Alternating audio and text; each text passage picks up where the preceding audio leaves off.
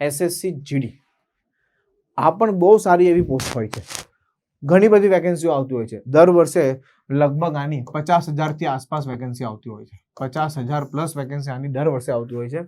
SSC GD એટલે કે general duty, આની એક્ઝામ કેન્દ્ર સરકાર લે છે, સ્ટાફ સિલેક્શન કમિશન લે છે.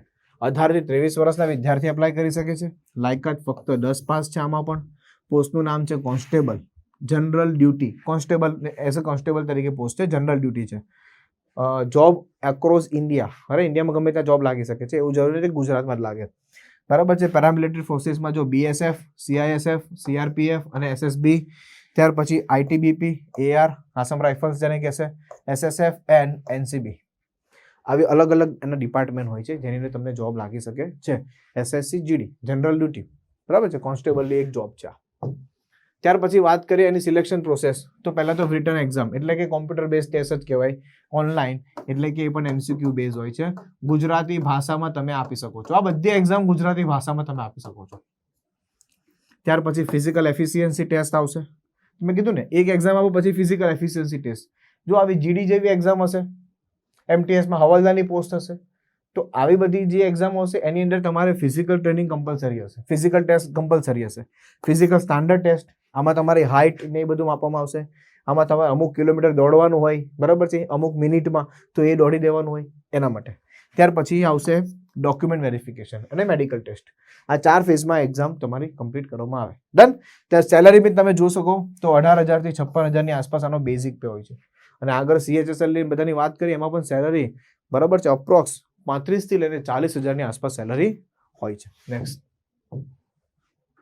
આ SSC GD નું એક્ઝામ પેટર્ન છે. એમાં પણ જોજો રીઝનિંગ, ગણિત, અંગ્રેજી અથવા હિન્દી બેમાંથી કોઈ પણ એક સિલેક્ટ કરી શકો છો. સામાન્ય ભાષા 20 ગુણ 40, 20 પ્રશ્નો 40, 20 પ્રશ્નો 40, 20 પ્રશ્નો 40, એક પ્રશ્ન 2 ગુણનો છે. ડન. એટલે કે 80 પ્રશ્નો છે, 160 ગુણ છે, અને લગભગ 1/3 જેવું નેગેટિવ માર્કિંગ પણ આમાં હોય છે, અને 60 મિનિટનો સમય આપવામાં આવે છે. આ એક્ઝામ ગુજરાતી ભાષામાં આપી શકો છો. આ બધી એક્ઝામ એટલે તમે જોયું ને, જો આપણે SSC CHSL જોઈએ, MTS જોઈએ, SSC GD જોયું, તો આ બધી એક્ઝામમાં તમે એક વસ્તુ કોમન જોયું હશે, શું? ગણિત, રીઝનિંગ, અંગ્રેજી, ગણિત, રીઝનિંગ, અંગ્રેજી અને સામાન્ય અભ્યાસ. બીજો કોઈ નવું કંઈ નથી આવતું. અને આ જે સામાન્ય અભ્યાસ પણ પૂછાય ને એટલું બધું ડિટેલમાં પણ નથી પૂછાતું. હિસ્ટ્રી પૂછાય એટલે કે ઇતિહાસ પૂછાય, ભૂગોળ પૂછાય, બંધારણ પૂછાય, સ્ટેટિક GK પૂછાય, પણ આ બધું ઉપરથી પૂછાય, એકદમ ડેપ્થમાં ના પૂછાય.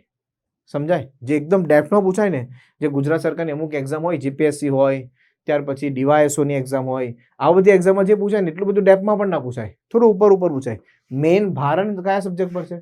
ગણિત, રીઝનિંગ અને અંગ્રેજી. ગણિત, રીઝનિંગ અને અંગ્રેજી, આ મેઇન સબ્જેક્ટ પર ભાર આપવામાં આવે છે. સામાન્ય અભ્યાસમાં ખાસ કરીને કરંટ અફેર્સના પ્રશ્નો વધારે હોય છે. રેડી? તો આ છે SSC GD.